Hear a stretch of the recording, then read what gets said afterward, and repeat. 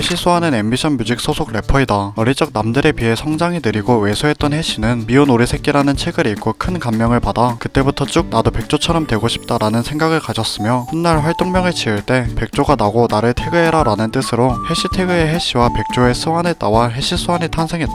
본명은 한덕광으로 친할아버지가 장명소에서 지어온 이름이라고 하는데 당시에 친할아버지가 해시 가족들에게 말도 없이 장명소에 갔던 거라 해시의 어머니는 한덕광이란 이름이 마음에 들지 않아 우셨다고 한다. 그러나 현재는 해시와 어머니 둘 다 이름에 대해 만족하고 있으며 오히려 특이하고 흔하지 않은 이름이라서 더 좋다고 한다. 중학생 때 힙합에 빠져 리쌍의 발레리노를 자주 들었는데 당시에 신세 한탄을 하는 힙합 노래가 유행을 해서 리쌍을 포함한 여러 래퍼가 다양하게 신세를 한탄하는 곡을 만들었고 이에 해시는 비록 아무런 시련도 겪어보지 못한 어린 나이였지만 중2병이 찾아오는 바람에 힙합 곡에 쉽게 감정이입을 할 수 있었다. 또한 어릴 적부터 시를 쓰는 걸 좋아했기에 감정이입으로 끝내지 않고 노래의 가사를 바꿔 써보기 시작했으며 나중에는 내 목소리를 음원에 내보면 어떨까라는 호기심에 직접 새로운 가사를 써보고 다운받은 비트 위에 랩을 뱉어보게 된다. 중학교 3학년 때 마이크가 달린 2만원짜리 헤드셋을 구입한 뒤 컴퓨터나 폰에 있는 기본 녹음기로 1년 정도 혼자 음악을 하다가 고등학교 1학년 때 랩잡이라는 커뮤니티에서 자유녹음 게시판을 발견해 핫독이라는 랩네임으로 자신의 녹음물을 올리기 시작한다. Just listen, motherfucker.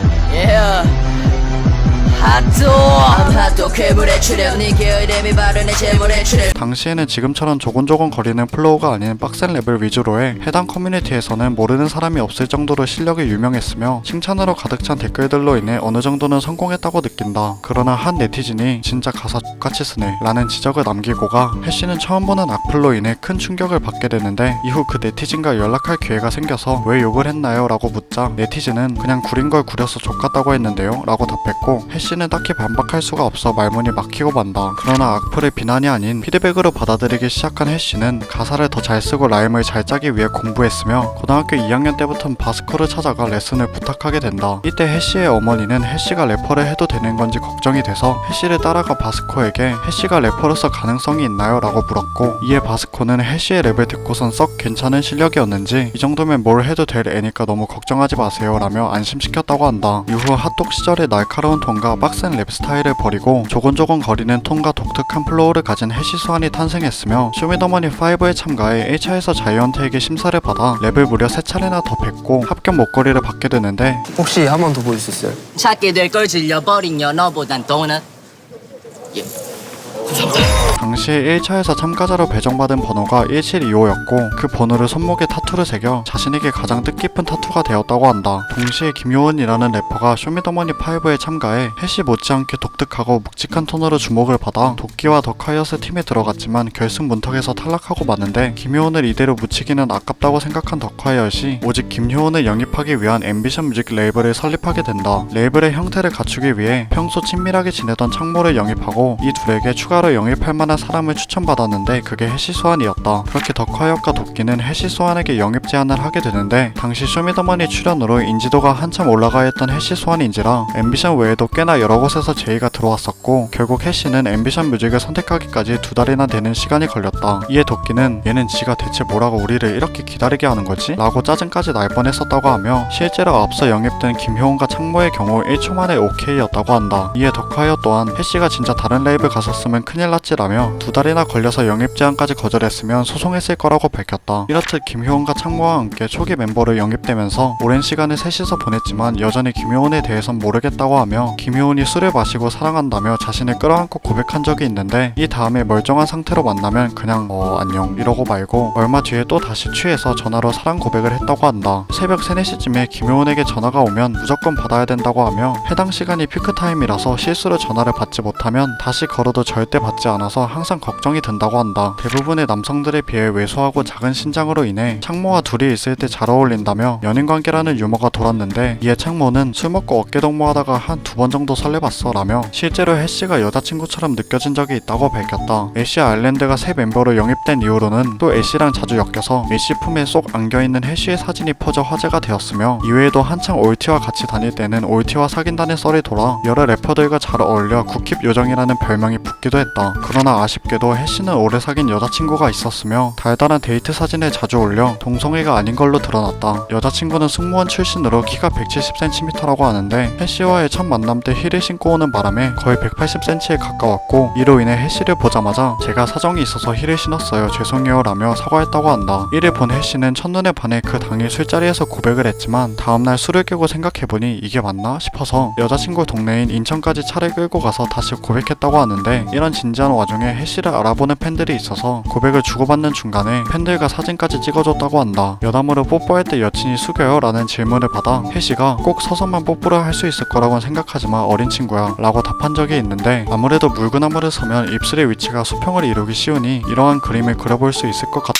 밴드라는 앰비션의 단체곡이 잘 되고 개인 앨범도 잘 되면서 인생이 평탄하고 좋게만 흘러가다 보니까 해시는 기분이 좋아져서 술만 먹던 시절이 있었다고 한다. 어느 순간에는 아 진짜 이러다가 죽을 수도 있겠다라며 건강검진을 받으러 간 적이 있는데 아무런 문제가 발견되지 않았고 그날 건강한 기념으로 술을 한 잔 더 마셨다고 한다. 앞으로도 건강하게 살아있기만 하는 게 인생의 목표라고 한다. 술을 먹고 새벽에 인스타 라이브를 켜고 토크를 하던 중에 애쉬 아일랜드가 참가를 해 형 번지하러 갈래? 라며 갑작스럽게 번지 점프를 제안한 적이 있는데 이에 해시 수아는 취해서 가야지 그럼 이라고 답했고 다음날 술을 깨고 일어나 보니까 옆에 애쉬 아일랜드가 있었다고 한다. 해시는 취해서 아무런 기억도 나지 않았지만 옆에서 자꾸 해시 형 일어나 번지 점프하러 가야지 라며 재촉하고 있고 릴러말즈까지 소식을 듣고선 나도 갈래 라며 합류하게 된다. 결국 해시 수아는 술도 덜 깬 상태로 번지 점프를 하러 갔으며 밤에 스키장까지 가서 풀코스로 야무지게 놀고 왔다고 한다.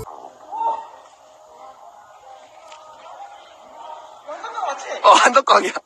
고3 시절의 릴러말즈가 페이스북 메신저로 해시 수환에게 다짜고짜 저기요 저 이상한 사람 아닌데 연락처 좀 주세요 라며 연락을 보낸 게 둘의 첫 만남을 이은 계기가 되었다고 하는데 해시는 메신저를 읽고선 무서워서 답장을 안 했지만 릴러말즈가 읽었다는 알림을 보고선 아 저 음악하는 사람이에요 라며 부가적인 설명을 했고 그제서야 해시는 답장을 하고 연락처를 건넸다고 한다. 그러나 릴러말즈는 번호를 받자마자 1초 만에 전화를 걸었고 고속버스 터미널에서 한번 만납시다 라며 만남을 제안했는데 이를 들은 해시는 괜히 더 무서워져 만남을 꺼려했다고 한다. 그러나 둘은 끝내 만남을 성사하고 음악을 공유하는 친구가 되었으며 릴러말즈의 제안으로 인해 해시는 웨이스 아웃 타운 크루에 들어간다. 이후 함께 에어플레인 모드라는 곡을 만들기도 했는데 이 곡은 사실 해시 수환이 피처링 없이 혼자 만들려던 곡으로 곡 작업을 하던 중 릴러말즈가 전화를 걸어서 뭐하냐 라고 묻자 해시가 곡 만드는 중이라고 답했고 이에 릴러말즈는 갑자기 비트를 보내달라고 하더니 20분 뒤에 받은 비트 위에 자신의 목소리를 얹혀서 녹음본을 보내줬으며 해시는 당황해서 이 새끼 뭐하자는 거지 싶었지만 또 녹음본이 나쁘지만은 않아서 곡에 추가하게 된다.